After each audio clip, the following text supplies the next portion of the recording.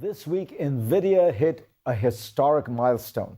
It became the first company in history to hit $4 trillion in value, surpassing other tech giants like Apple and Microsoft. The success comes from its computer chips that drive today's artificial intelligence revolution. They power everything from chatbots like ChatGPT to robotics to self-driving cars. I sat down with the man behind it all, Jensen Huang. He founded NVIDIA more than 3 decades ago and still leads the company as CEO. We'll get to his thoughts on the future of AI, but I first want to show you what he had to say about the extraordinary competition developing between the United States and China for dominance in this field. Jensen, let me ask you about this US-China race that everyone talks about. And let me put it to you this way. For the last 3 administrations, Trump 1, Biden, and Trump 2, there's been actually a bipartisan consensus that what we should be doing is denying China high-end computing power and capacity by denying them the highest-end chips. You have said that this strategy has backfired. Explain what you mean. Because depriving someone of technology is not a goal. It's a tactic. And that tactic was not in service of the goal. The goal, of course, is that United States and China now represent a unique relationship that hasn't existed in the world for a long time. 2 incredible countries, both would like to succeed, both would love to prosper, both would love to win. We would like United States to be the world leader. There's nothing wrong with that aspiration, and we should definitely try to achieve that and strive for that. In order for America to be the world leader, just like we want the world to be built on the American dollar, using the American dollar as a global standard, we want the American tech stack to be the global standard.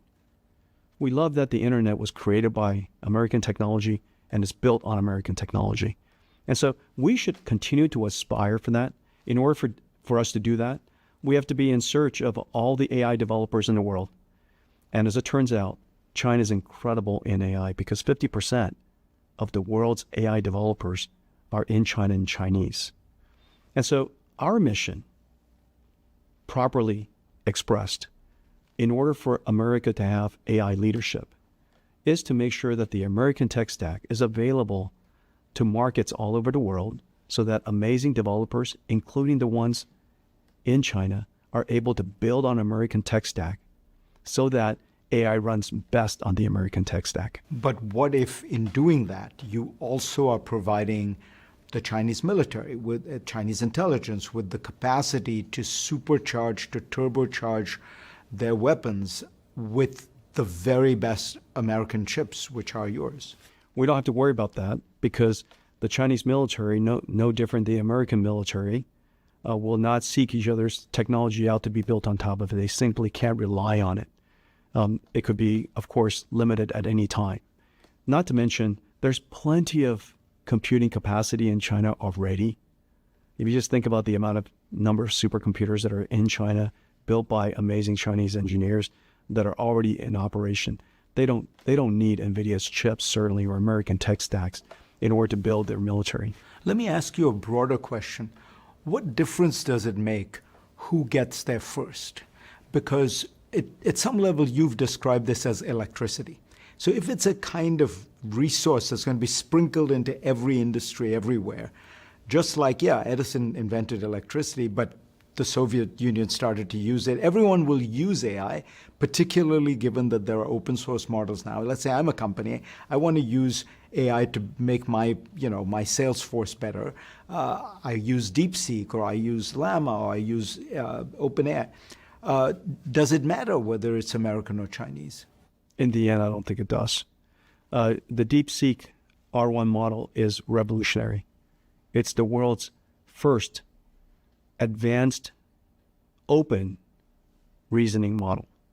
It's downloaded millions of times. It's used all over the world.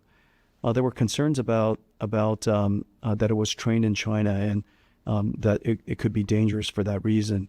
First of all, there's no evidence of that, and whatever evidence there is, if anybody has it, you could just fine tune and distill it out. And so the technology itself is really completely incredible. The open source nature of it empowered startup companies, new industries, countries to be able to engage AI. Your question about does it really matter who gets there first? I think in the final analysis, I don't think it does. However, I believe it is core to the American spirit to want to be the world's best. We should want to be the world's best in computing technology. The computer industry is one of America's national treasures. There is little doubt that this industry that I'm part of is the world's best. And the computer industry is an industry by which every industry is built on. So I asked Bill Gates this question of whether putting these bans on China actually had the effect of spurring China to develop its own industry at the high end, and that therefore it was counterproductive. He said, yes, I believe it's been counterproductive. Do you think the same thing? Let me give you an analogy. The recent ban on rare earth minerals has spurred the American industries to, as quickly as possible, gain independence of rare earth and magnets at a level that I don't think we've ever seen. And so there's case in point. So if it happens to us, it must That's right. happen to them. That's right. The fact of the matter is, we are competitors, but we are highly interdependent. And to the extent that we can compete and both aspire to win, it is fine to respect our competitors. They're not doing anything that we don't want to do for our own people. They're not doing anything that we don't aspire for ourselves. And so we ought to go and compete and innovate and race fast.